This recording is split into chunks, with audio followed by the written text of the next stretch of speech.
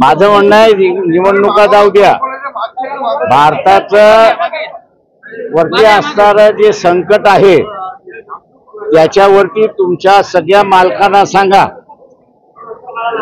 की चिंतन करायला आणि त्याच्यावरती लोकजागृती करायला।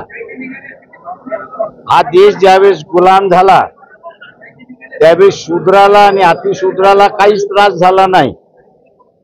जो काही त्रास झाला तो इथल्या सवर्णांना त्रास झाला, अशी परिस्थिती आहे।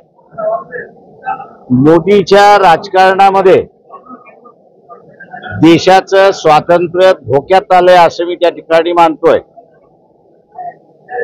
आर्मी चीफने मध्यंतरी प्रेस कॉन्फरन्स घेऊन असं सांगितलं की 3 महिन्यामध्ये पाकिस्तान बरोबर युद्ध होण्याची शक्यता आहे। माझी अपेक्षा ही आहे की ते युद्ध खरं ठरू नये, पण झालं तर असणारा पाकिस्तान जे एका काळी भारताला मदत करत होते ते सगळे देश आता असणारा पाकिस्तानला मदत करत आहेत। इंग्लंड असेल ते मदत करत आहे, अमेरिका आहे ते मदत करत आहे, चायना तर करत आहे, पण आखाती देशामधले जे मुस्लिम राष्ट्र होते तेही करतात आहेत अशी परिस्थिती आहे।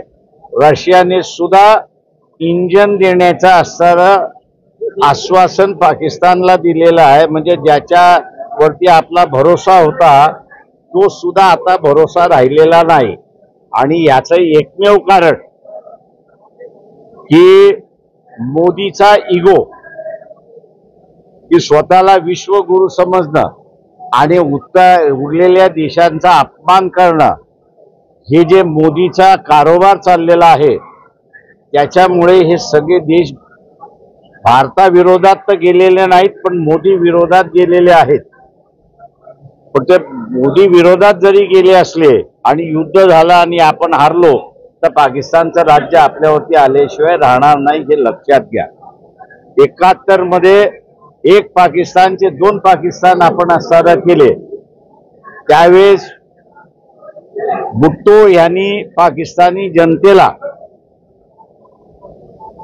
शपथ घातली होती, आवाहन केलं होतं की आज आपण कमकुवत आहोत म्हणून आपल्याला असणारे 2 तुकडे झाले, पण संधी आली तर भारताचे सुद्धा आपण अनेक तुकडे केल्याशिवाय राहता कामा नये। आज होईल की न होईल हा वेगळा भाग आहे, पण पाकिस्तानला मदत देणारे देशांची संख्या वाढलेली आहे आणि आपली असणारी तयारी काय आहे याची कुणालाच माहिती नाही। आणि म्हणून मी असं म्हणेन की तुमचे चॅनलचे जे मालक आहेत, मोदीचे असणारे भक्त आहेत, त्यांना म्हणा तुमचं कुटुंब सुरक्षित राहणार नाही पाकिस्तान जिंकलं तर। थँक्यू। चला।